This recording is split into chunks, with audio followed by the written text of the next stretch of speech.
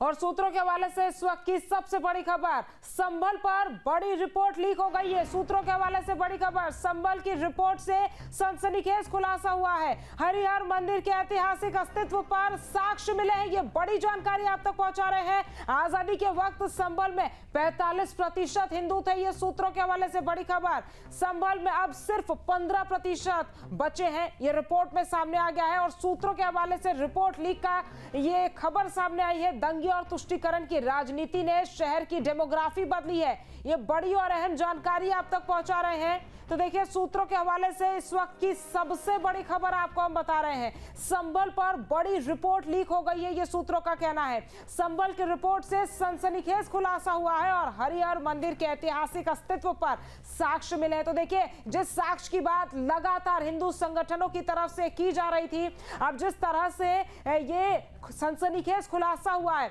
हरिहर मंदिर के ऐतिहासिक अस्तित्व पर साक्ष्य मिलने का, वो कहीं ना कहीं अब एक बड़ा खुलासा माना जा रहा है, क्योंकि संभल में बताया जा रहा है कि 45% हिंदू थे। ये सूत्रों के हवाले से खबर निकलकर सामने आई है और संभल में अब सिर्फ 15% हिंदू बचे हैं। ये रिपोर्ट में निकलकर सामने आया। वहीं दंगे और तुष्टीकरण की राजनीति ने शहर की डेमोग्राफी को बदला है। तो देखिए, बताया जा रहा है कि जिस तरह से दंगे हुआ करते थे और तमाम राजनीति जो हो रही थी, उसकी वजह से शहर की डेमोग्राफी बदली है और यही वजह है कि अब ये सनसनीखेज खुलासा माना जा रहा है। और देखिए, रिपोर्ट लीक का ये पूरा मामला है। संभल पर बड़ी रिपोर्ट लीक हो गई है। ये सूत्रों के हवाले से बड़ी खबर आपको हम बता रहे हैं।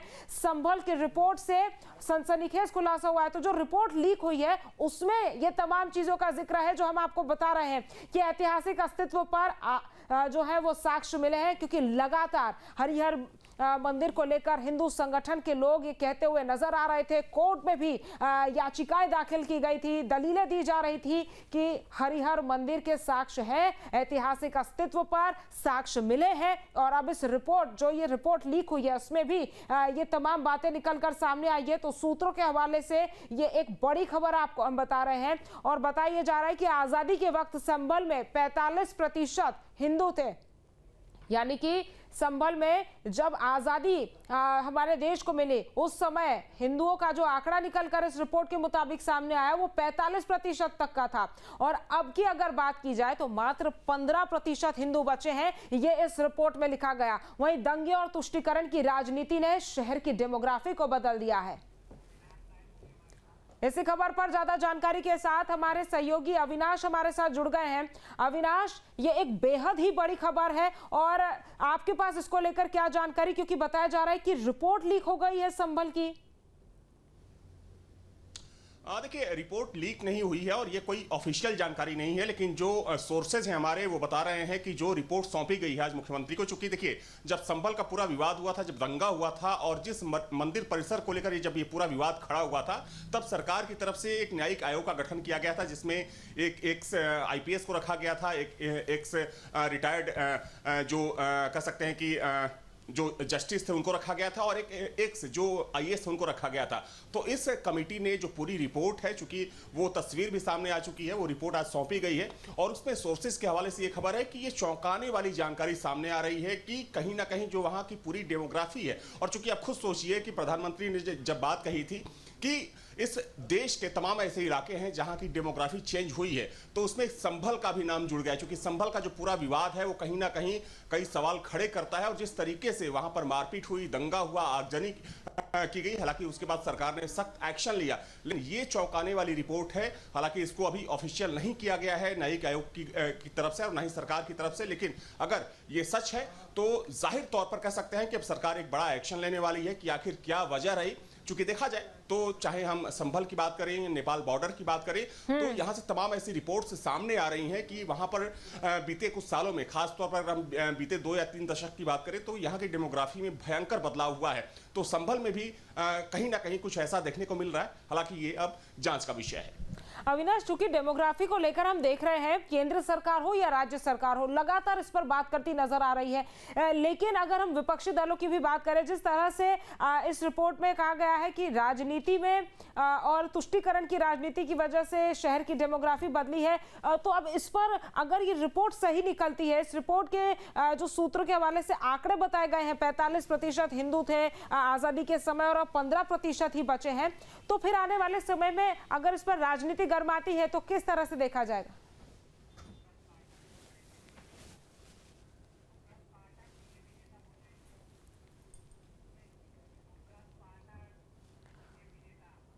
और हमारे साथ बीजेपी नेता सुब्रत पाठक भी जुड़ गए हैं।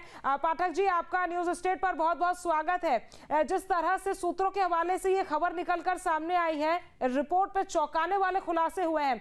आपकी सरकार लगातार डेमोग्राफी को लेकर चिंता जाहिर करती हुई नजर आई है, साथ ही साथ प्रधानमंत्री ने भी डेमोग्राफी के इस पूरे मुद्दे पर चिंता जाहिर की थी।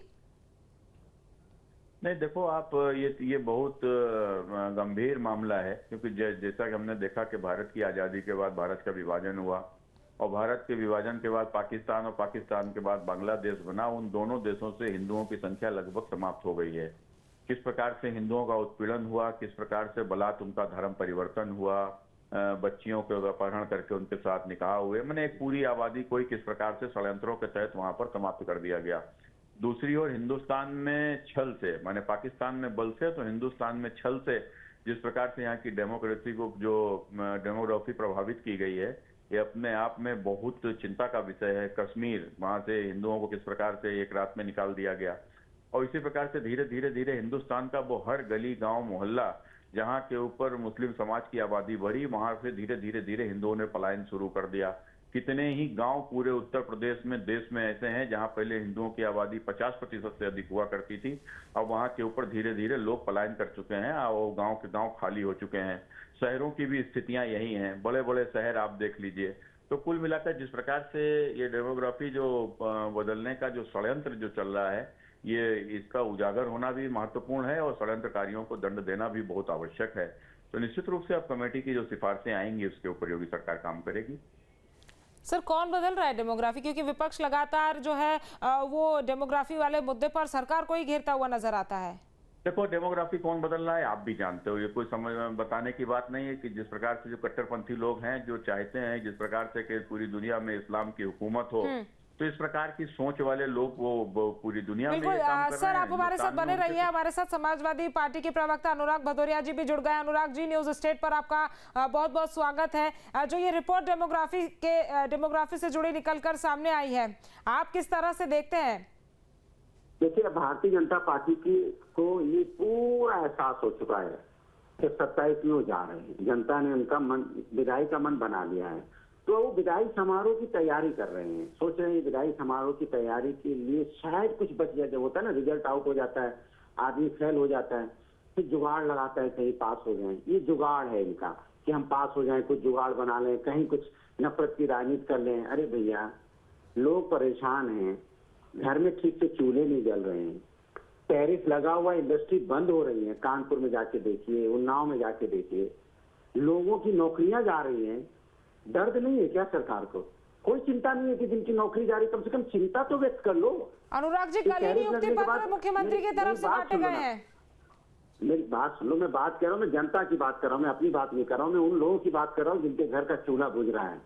लोग परेशान है महंगाई, बेरोजगारी से, लोग परेशान है सरकार की नीतियों से, लोग परेशान किस तरह से जब विदेशी लोग टैरिफ लगा के हमारी बिजनेस स्पॉइल कर रहे हैं और देश में लोग बदहाल हो रहे हैं। इस पे चर्चा ना हो जाए, इसलिए रोज नई नई रिपोर्टें आएंगी जाएंगी, लेकिन ये कुछ नहीं कर पाएंगी। इनकी विदाई समारोह का इंतजार कीजिए, फिर हम लोग डिबेट करेंगे, तब बताएंगे कि विदाई कितनी बुरी तरह हुई है। धन्यवाद।